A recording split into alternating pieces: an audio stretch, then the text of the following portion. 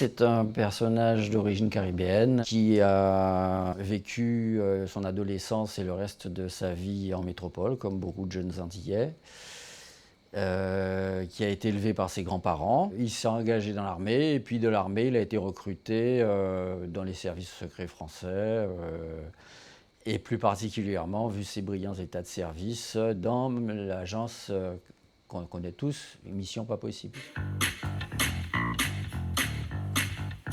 Il a été brutalement séparé de sa femme et de ses enfants par un accident.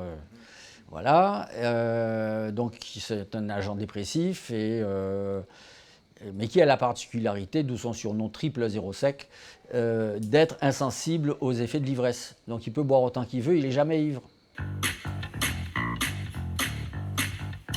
Et en fait, on lui donne une dernière chance de revenir un peu sur le devant de la scène, mais au lieu de lui donner, je dirais, sa carte d'agent d'action, on va lui donner une carte un peu de Rapala. C'est-à-dire qu'il va être l'appât.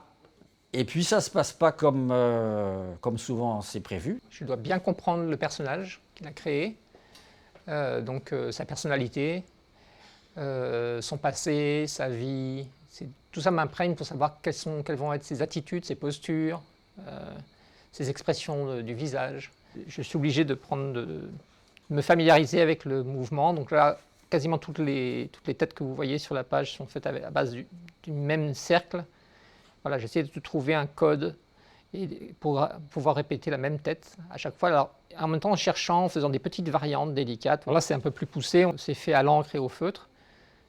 C'était pas aussi de déterminer un style, mais vous voyez, les personnages sont radicalement, même s'ils ont les mêmes caractéristiques, il y a des différences. On pourrait voir que c'est bien deux personnes différentes. Celui-ci me plaît beaucoup plus. Celui-ci est trop anguleux. Vous voyez, j'en ai fait d'autres là. Celui-là, il est tout à fait enfantin. Et je fais d'autres croquis de d'autres personnages, parce qu'il y en a plusieurs dans la bande dessinée. Donc je cherche. Des fois, on a des bonnes surprises. En faisant ça, on va en avoir un qu'on va retenir. Plutôt que de faire un pastiche de Mission Impossible ou de James Bond, je voulais écrire une histoire plus sombre. Notre réalité d'Antillais a été assez bouleversée par l'arrivée des sargasses à partir de 2009 et à la montée dans les années qui ont suivi. Phénomène qui se poursuit de plus belle. Le Brésil est le point fondateur de toute l'intrigue en fait. Le nord-est du Brésil océanique est un des foyers où les sargasses, les vraies, celles-là, se concentrent depuis maintenant une dizaine d'années, suite au changement un peu des courants. Et en fait, ces sargasses qui épousaient les courants circumtropicaux, qui remontaient dans le nord mais qui redescendaient le long des côtes d'Afrique, traversaient l'Atlantique et qui revenaient, en fait, ces sargasses ont développé un foyer de sargasses, là, maintenant, qui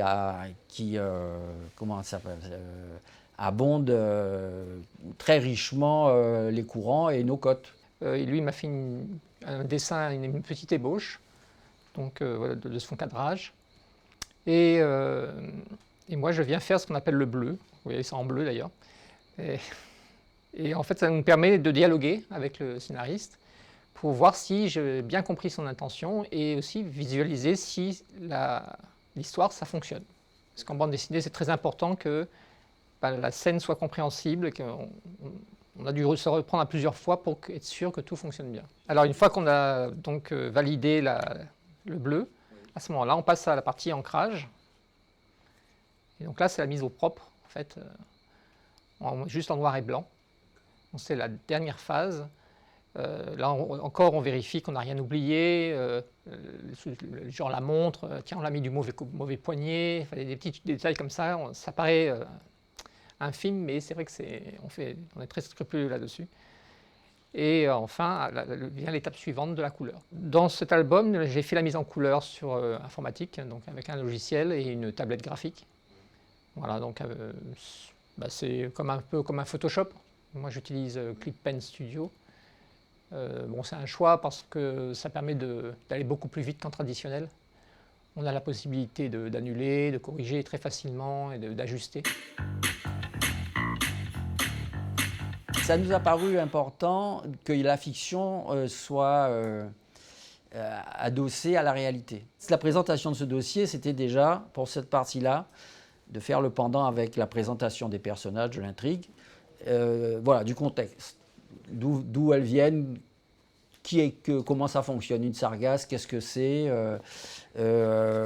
qu'est-ce qu'on a ça se compose comment, il y a des flotteurs, il y a un petit gaz dedans, c'est pas juste de l'air. Et en étudiant tout ça, ça m'a permis aussi d'alimenter la fiction pour ce qu'elle devienne dans le livre. Voilà.